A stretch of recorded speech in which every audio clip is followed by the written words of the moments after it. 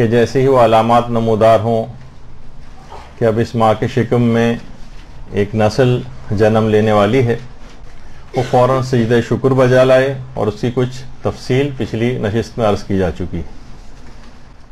اب دیکھیں کچھ ترتیب کے ساتھ کچھ اعمال انجام دینا ہے۔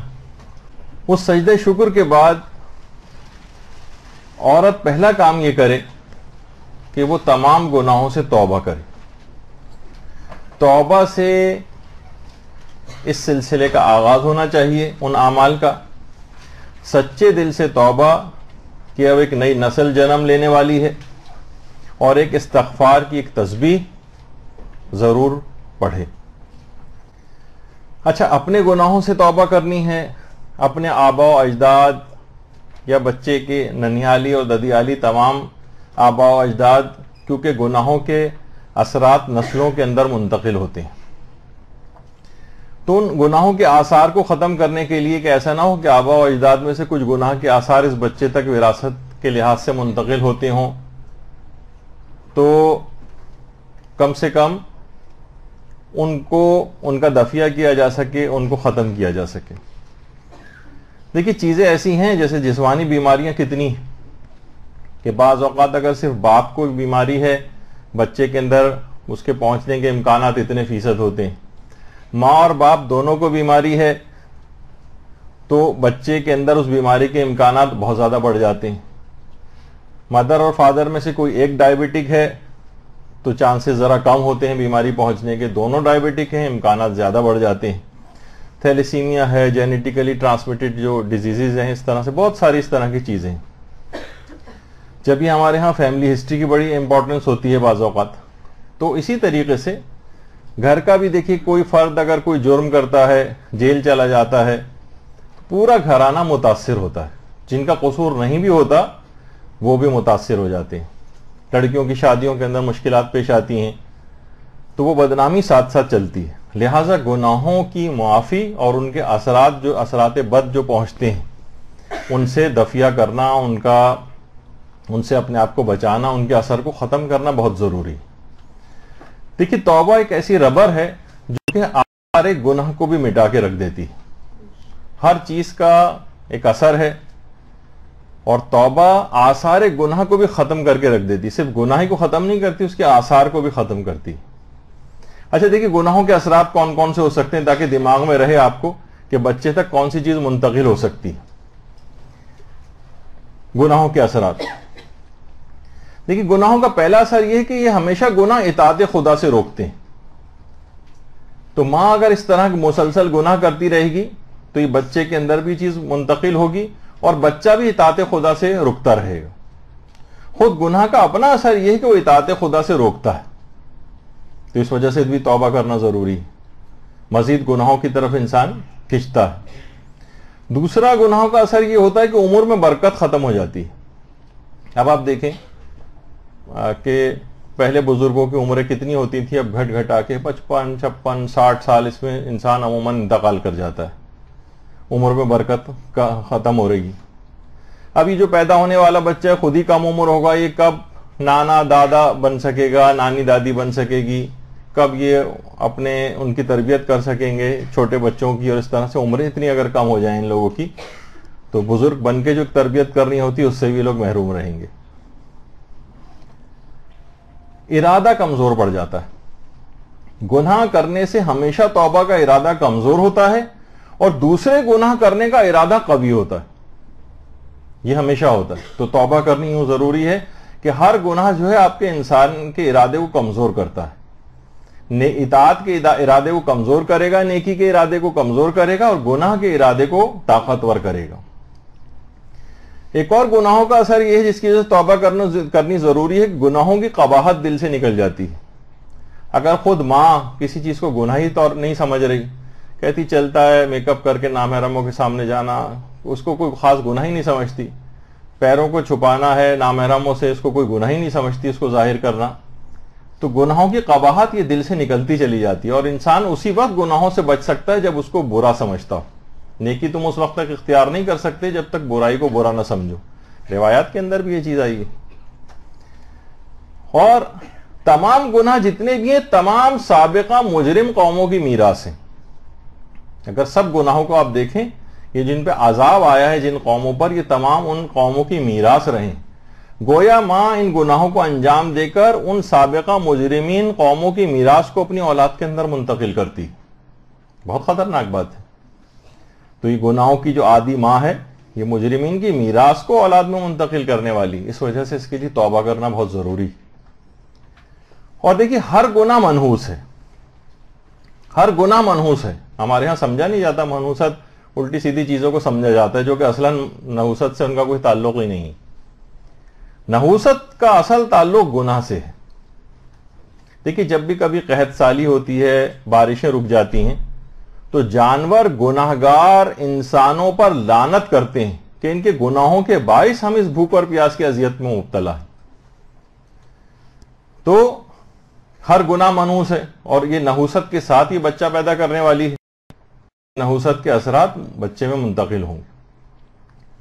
اس کے علاوہ گناہوں سے عقل کم ہوتی.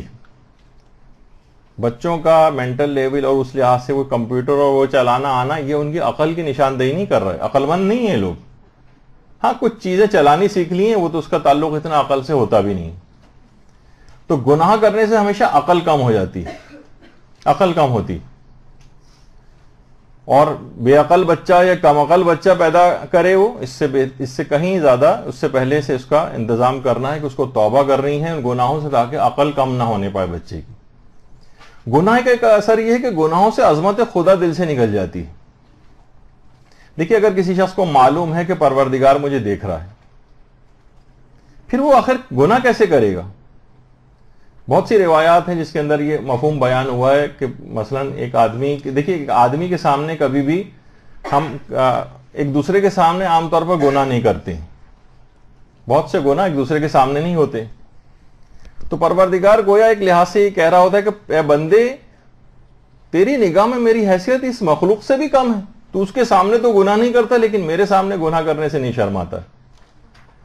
خود گناہ کرنا اس بات کی دلیل ہے کہ اس کے دل میں عظمت خدا نہیں. دیکھیں آج کیمرے یہاں پر لگا دیے جائیں، آپ نے دیکھا ہوگا کہ ٹی وی پروگرامز ہوتے ہیں، ٹاک شوز ہوتے ہیں، یا اینکر ہوتا ہے، اسے کھانسی آ جائے، چھینک آ جائے، فوراً معافی مانگتا ہے، حالانکہ کوئی گناہ کا کام بھی نہیں کیا ہوتا. لیکن کیا ہے کہ اسے کہ سب لوگ مجھے دیکھ رہے ہیں. تو پروردگار عالم سب کو دیکھ رہا ہے، پھر یہ گناہ کیسے کر رہا ہے؟ اس کا مطلب ہے کہ یہ اس کی عظمت پروردگار کی اس سے واقف ہی نہیں. یعنی خود گناہ کرنا اس بات کی دلیل ہے کہ اس کی شخص کے دل میں عظمت خدا نہیں پائی جاتی. تو یہ تمام اثرات گناہوں کے یہ پیدا ہونے والے بچے کے اندر منتقل ہوتے جاتے ہیں. اور دیکھیے اس سے پہلے بھی ایک درس میں نے بیان کیا تھا، آیت اللہ دستغیب کا ایک جملہ ہے کہ تقریر میں مقرر کے اثرات ہوتے ہیں اور تحریر میں محرر کے اثرات ہوتے ہیں. میں اگر برا ہوں تو تمام جو اثرات بد میرے اندر پائے جاتے ہیں وہ میں اپنے سامعین میں منتقل کرتا ہوں. اور اگر کسی میں کوئی اچھائی پائی جاتی ہے، کوئی اچھا مقرر آتا ہے اور آپ اس کو بیٹھ کر سنتی ہیں، تو تمام نیک اوصاف وہ حاضرین میں منتقل کرتا ہے. تحریر آپ بری تحریر پڑھتی ہیں تو گویا وہ جو لکھنے والا ہے وہ اپنے اثرات بد منتقل کرتا ہے، کیونکہ تحریر میں محرر کے اثرات ہوتے ہیں. تو یہ چیزیں ساری کاؤنٹ کرتی ہیں. یعنی لکھی ہوئی چیز بھی اثرات منتقل کرتی ہے، کہی ہوئی چیز بھی اثرات منتقل کرتی ہے، گناہ بھی اثرات منتقل کرتے ہیں. یہ تمام فیکٹس ہیں. تو دیکھیے کتنی ہی روایات میں یہ بات آئی ہے کہ پیغمبر اسلام ختمی مرتبت صلی اللہ علیہ وآلہ وسلم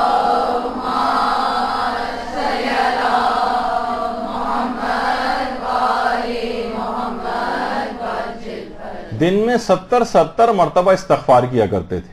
حالانکہ معاذ اللہ اس مقام عصمت کے اوپر فائز، عصمت کبریٰ سب کچھ ان کے پاس، لیکن اس کے باوجود بھی استغفار کرنا عظمت خدا کے آگے اتنا اپنے آپ کو حقیر سمجھتے تھے کہ جو اطاعت مجھے پروردگار کی کرنا چاہیے تھی، پروردگار کہاں ایسی کر سکا ہوں، اور اس پہ استغفار کرتے تھے. تو اسی طریقے سے ایک حاملہ عورت وہ استغفار کرے، باقاعدہ پوری ایک تسبیح پڑھے، روزانہ استغفار کرے. البتہ ہمارے چھٹے امام جعفر صادق علیہ الصلوۃ والسلام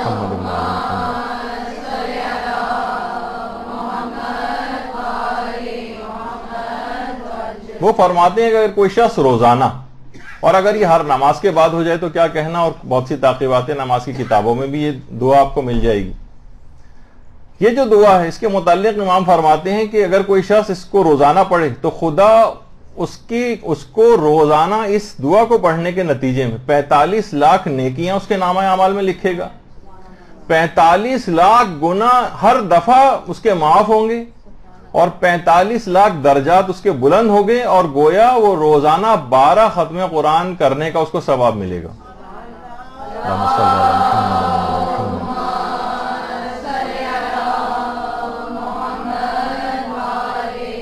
اشہد ان لا الہ الا اللہ وحدہ لا شریک لہ الہا واحدا احدا صمدا لم یتخذ صاحبۃ ولا ولدا. باقاعدہ ثواب الاعمال میں شیخ صدوق نے اس روایت کو لکھا ہے. 45 لاکھ تو نیکیاں ہر دفعہ، 45 لاکھ گناہ ہر دفعہ معاف ہوں گے. توبہ کرنے کے حوالے سے دیکھیں کتنی طویل گناہوں کی ہماری ایک فہرست ہوتی، تو ہر دفعہ تو یہ حاملہ اگر اس کو پڑھتی رہے تو اس کے گناہ مسلسل اس دعا کو پڑھنے کے نتیجے میں معاف ہوتے رہیں گے، درجات بلند ہوتے جائیں گے، اور 12 ختم قرآن کا ثواب اس کو ہر دفعہ پڑھنے پر ملے گا. ہر نماز کے بعد اس کا اگر ورد کیا جائے تو توبہ کے لحاظ سے بھی بہت مفید ہے. اچھا، دوسری ایک اور چیز وہ بھی ہمارے چھٹے امام امام جعفر صادق علیہ الصلوۃ والسلام نے بتائی.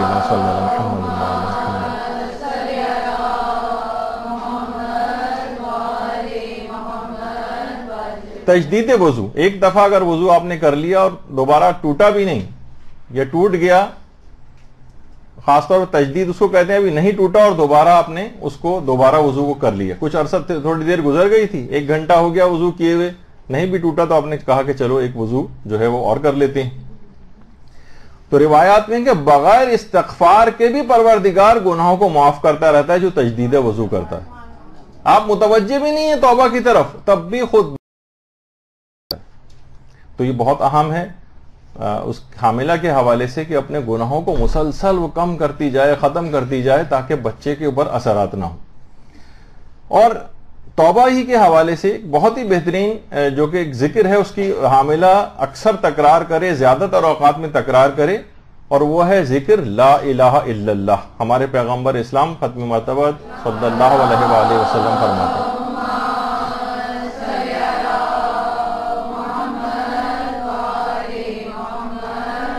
فرماتے ہیں کہ یہ ذکر لا الہ الا اللہ ہر حال میں گناہوں کو تباہ و برباد کر کے رکھ دیتا ہے. اور فرماتے ہیں کہ یہ ذکر تو نہ صرف زندگی میں بلکہ موت کے وقت، بلکہ دوبارہ اٹھائے جانے تک انسان کا مونس و مددگار ہے. یہ ہر وقت اس کا ذکر کرتے رہنا چاہیے، اتنا بہترین ذکر ہے. اور روایات کے اندر یہ بھی چیز آئی ہے کہ جب بھی انسان ذکر کرتا ہے لا الہ الا اللہ تو جتنے بھی اس کے گناہ ہوتے ہیں ان کی تعداد کے برابر نیکیاں اس کے نامہ اعمال میں اضافہ ہوتی رہتی ہیں. اور یہی وجہ ہے کہ علامہ سید محمد حسین طباطبائی ان کے متعلق ملتا ہے کہ ہر وقت ان کے ہونٹ ذکر خدا میں مشغول رہتے تھے، اور ان کے اندر خصوصیت کے ساتھ ایک ذکر اور ہوتا تھا جس کو کہتے تھے، فرماتے تھے، علماء نے بھی اس کو لکھا ہے کہ وہ ذکر لا الہ الا اللہ کی بہت ہی زیادہ کثرت سے اس کا ورد کرتے تھے. اور علماء یہ بھی فرماتے ہیں کہ یہ واحد ذکر ایسا ہے کہ آپ نہیں چاہیں کہ لوگوں کو آپ کا ذکر اور اذکار کرنا پتہ چلے. یہ واحد ذکر ایسا ہے جس میں ہونٹوں کی اور زبان کی حرکت بھی ضروری نہیں ہے، آپ تجربہ کر کے دیکھ سکتی ہیں، بغیر حرکت کے بھی پڑھا جا سکتا ہے. تو یہ بہت ہی اہم چیز ہے. اور یہ تو صرف یہ کہ ان اذکار اور دعاؤں کے نتیجے میں اپنے آپ کو، اپنے گناہوں کو معاف کروائے وہ، اور جو قابل اصلاح چیزیں ہیں ان کی اصلاح بھی کرے. مثلا ظاہر ہے کہ خالی فقط یہ زبانی اس قسم کی توبہ بہت سے گناہوں میں کافی نہیں ہے. بہت ساری نمازیں قضا ہیں اس کی، وہ اپنی کچھ نہ کچھ قضا نمازیں بھی اتارنے کی کوشش کرے. بہت سے گناہ ایسے ہیں جو فقط صرف زبانی معافی نہیں ملتی ہے ان کی استغفار کرنے سے، عملی طور پر ان کی قضا بھی انجام دینا ہوتی ہے، تو اس کی طرف بھی متوجہ رہے. امانتیں اگر کسی کے رکھی ہیں تو وہ واپس کرے، قرضے اگر کسی کے لیے لیے ہوئے ہیں تو وہ واپس کرے. ان سابقہ گناہوں سے پاک صاف ہو کر ایک پاکیزہ زمین میں بچے کی تربیت کا آغاز کرنا ہے. اس وجہ سے کہا کہ شکر خود پروردگار کے بعد اس کو چاہیے کہ وہ استغفار کی ایک تسبیح پڑھے، کچھ خصوصیت کے ساتھ کچھ استغفار ان کو ورد میں رکھے، اور جو قابل اصلاح چیزیں ہیں جو ان میں عمل کرنا پڑتا ہے تب ان کی معافی ملتی ہے، قضا چیزوں کی ادائیگی ان کا اقدام کرنا شروع کرے. برحمتك يا أرحم الراحمين وصلى الله على محمد وآله الطاهرين.